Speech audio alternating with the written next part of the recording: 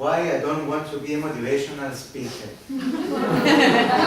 Why I don't want to be a motivational speaker, Alexis Petridis.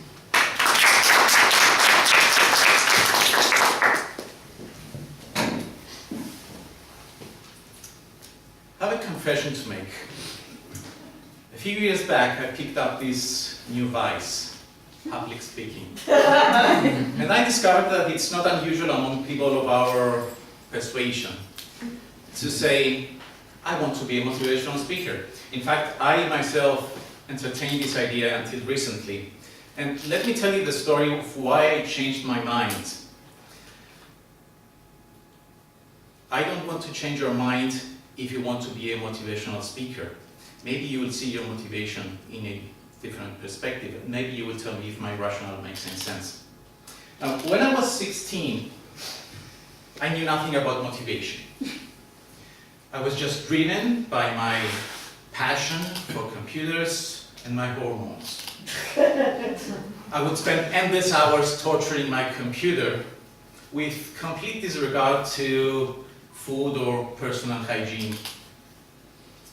Now, if you're waiting to hear any juicy stories about my teenage hormones, it's not coming. It's not before midnight. Anyway, to cut it long story short, it wasn't until my late 30s, when life became more of a routine, that I started wondering, is this it? That's my life? And my mind opened up to new opportunities and new ideas. And I got introduced to trainings about entrepreneurship and personal development, and I got hooked. I bought books, I went to several seminars and workshops, and over time I started also to volunteer and to help organize some of these events.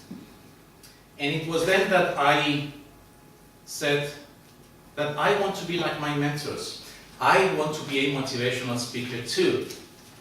Over time, however, as I started to digest the knowledge, little pieces of the puzzle started falling into place, and a different perspective appeared. First piece of the puzzle was that I kept seeing the usual suspects at trainings. People that had no real benefit from the workshops, from the seminars, but kept coming over and over, like addicted people. And the answer, I found out, was what our trainers would always say: take action immediately after the seminar, within 72 hours, because that external motivation wears out in 72 hours if you don't take any action. So it's like a shower, you have to repeat it often after that. So after a seminar, we would say, yes, I can take on the world. And 72 hours later, 3 days later, without any action, it would be, I don't know what to do with my life, and I also need a bath. Second piece of the puzzle was something I learned, that we cannot change anybody except ourselves. As Mahatma Gandhi said, be the change you want to see in the world. We cannot change anybody unless they want to.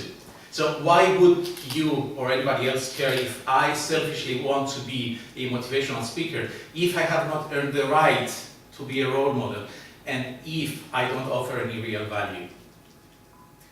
And the third piece of the puzzle was something I learned from coaching. A coach will guide someone through motivation and change by asking key questions like, what's your burning desire? And then we will shut up. Yes, motivational speaking does arouse emotions, does stir emotions, but real motivation and change happen in the silence between words. So, if motivational speaking has at best only temporary results, and if ironically those results come when we shut up, then the title, motivational speaker, is actually a contradiction in terms, which is a demotivating perspective. So why did I want to become a motivational speaker in the first place? The answer to that came through another quote about success and wealth.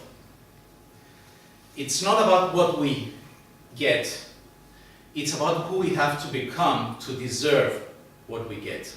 And what I actually wanted was not to be like my mentors externally, to appear to be a motivational speaker, but to have what they had inside. That was self-motivation, which does not expire in 72 hours.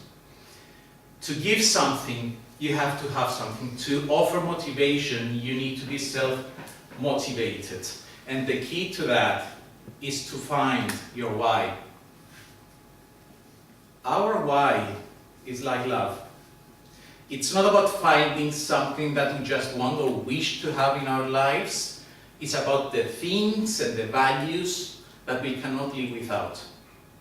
So what's your why? What are the things and values you cannot live without?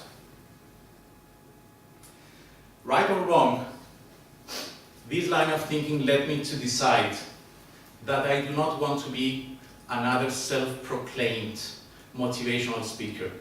Facebook and YouTube are teeming with those. What I really want is to fuel my internal fire, to be self-motivated, to work hard and earn the right to be a role model and to influence others, to help others be self-motivated, light their own internal fire. Then, someday, someone may point at me and say, oh, he's a motivational speaker. But that will not be a name that I will give to myself. Mr. Contest.